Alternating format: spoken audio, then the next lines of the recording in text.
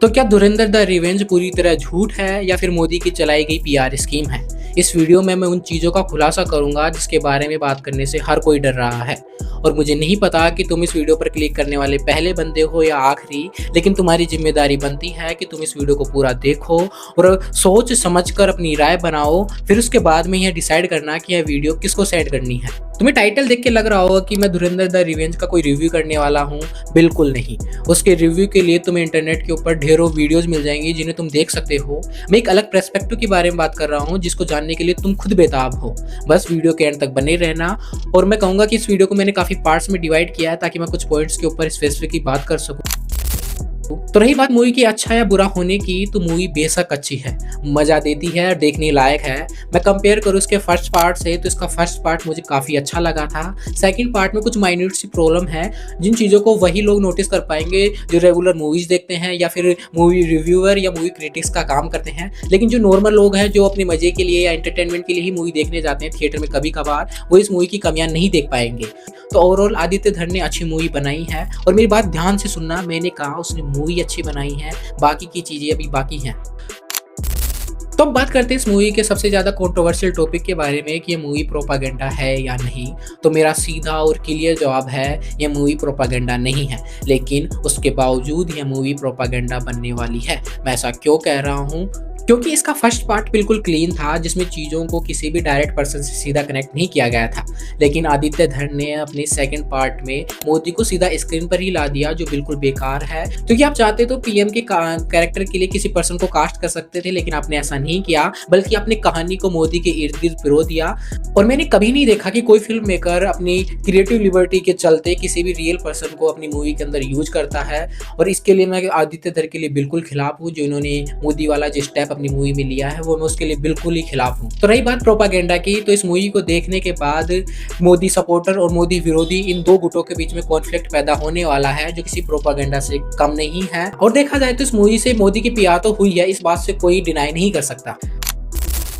तो आखिरकार इस मूवी की घटनाएं कितनी सच है और कितना झूठ है, तो कोई शायद चूतिया ही होगा जो इस मूवी की घटनाओं को सच मान बैठे। क्योंकि इस मूवी के स्टार्टिंग में डिस्क्लेमर आता है कि यह movie inspired by true event है, ना कि बेस्ड ऑन ट्रू इवेंट। लेकिन उसके बावजूद भी इंडिया में पढ़े लिखे अनपढ़ और गंवारों की कमी थोड़ी है। आप देखेंगे कि इस मूवी को देखने के बाद कुछ मोदी सपोर्टर सड़क पर इस मूवी को उसके किए हुए काम के लिए एक वो प्रूफ की तरह दिखाते हुए दिख जाएंगे। वो कहेंगे कि देखो ये प्रूफ है कि इस आदित्य धर ने इस मूवी में दिखाया है कि मोदी ने नोटबंदी कराकर इस देश का भला किया है, या उसी के चलते ये सारे टेररिस्ट मारे गए हैं। तो वो इस मूवी को एक प्रूफ की तरह दिखाएंगे, जो मुझे लगता है कि बिल्कुल ही गलत है। और इस मूवी को देखने के बाद लोगों की मेंटेलिटी क्या होने वाली है, तो देखो, जो लोग मोदी के विरोधी हैं या फिर जो लोग मोदी को जानते नहीं हैं, जानने का मतलब कि जिन्हें किसी भी पॉलिटिकल एस्पेक्ट से कोई मतलब नहीं होता, वो लोग इस चीज़ को मूवी की तरह देखेंगे।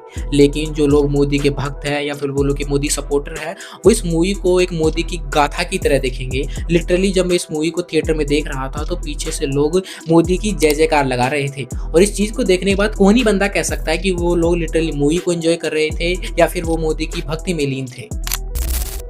तो फिर इस मूवी का कंक्लूजन क्या निकलने वाला है? तो आखिरकार मैं अब तुम्हें उस सच से रूबरू कराऊंगा जिस सच को तुम बिल्कुल भी सुनना नहीं चाहते हो। तो सुनो, यह मूवी मुस्लिम भड़काऊ और विरोधी दोनों है, यह सच है। और इस मूवी में मोदी की पीआर हुई है, यह बिल्कुल सच है। वरना आज तक मैंने किसी भी फिल्म मेकर को नहीं देखा है जो अपनी मूवी के अंदर किसी रियल लाइफ पर्सन को यूज करता है। और बाय चांस अगर उसने कभी एक आध सीन उसको दिखा भी दिया हो तो कभी भी उस पूरी कहानी को उस रियल लाइफ पर्सन के इर्द गिर्द कभी नहीं बनाता। वो कहानी अलग सेपरेट रखता है और रियल लाइफ पर्सन की जो एस्पेक्ट है उनको बिल्कुल ही अलग रख देता है। वो तो देखने के लायक भी नहीं रहते, उनको एकदम नेग्लिजिबल होती है ना, उस तरीके के एलिमेंट में यूज करता है। लेकिन इस मूवी के साथ वो केस बिल्कुल भी नहीं है। आप लिटरली फील कर पाओगे कि कहाँ जो चीजें होनी चाहिए थी, जहाँ चेंजेस हो सकते थे। ऑब्वियस सी बात है कि आप किसी प्राइम मिनिस्टर को दिखाने के लिए किसी कैरेक्टर को कास्ट नहीं कर सकते हो, इतनी बड़ी मूवी है। लेकिन लिटरली फिर भी आप एक रियल लाइफ इवेंट, वो होता है ना कि आपने पूरी एक रिपोर्टर की क्लिप को उठा के मूवी में बिल्कुल डिट्टो चेप दिया। मतलब एक आलस वाला काम कह सकता हूँ इसको मैं सीधा बोलूँ तो, क्योंकि आप क्यों हायर नहीं कर सकते थे, लिटरली मुझे बताओ। वरना ऐसी क्या मुसीबत पड़ रही है कि आपको सिर्फ मोदी ही दिखाना है? आप चाहकर एक एक्टर को क्यों हायर नहीं कर सकते? एक एक्टर आता, अपनी एक्टिंग करता, चला जाता, ये बवाल पैदा ही नहीं होता। लेकिन फिर भी आपने वो एक जो ना एस्पेक्ट होते हैं, उसको बोलते हैं कि लिबर्टी चूज़ किया, वो इतनी खराब लिबर्टी आपने क्यों चूज़ की? मुझे बताओ लिटरली, ये मैं जानना चाहता हूँ। और मैं दिल से कहूँगा, मुझे मूवी का फर्स्ट पार्ट पसंद था। मैं कह रहा हूँ सेकंड पार्ट भी मुझे पसंद है। मैं कह रहा हूँ कि मूवी मुझे बिल्कुल पसंद है। मैं मूवी के लिए कुछ नहीं कह रहा। आदित्य धर ने मूवी बनाई, बढ़िया बनाई।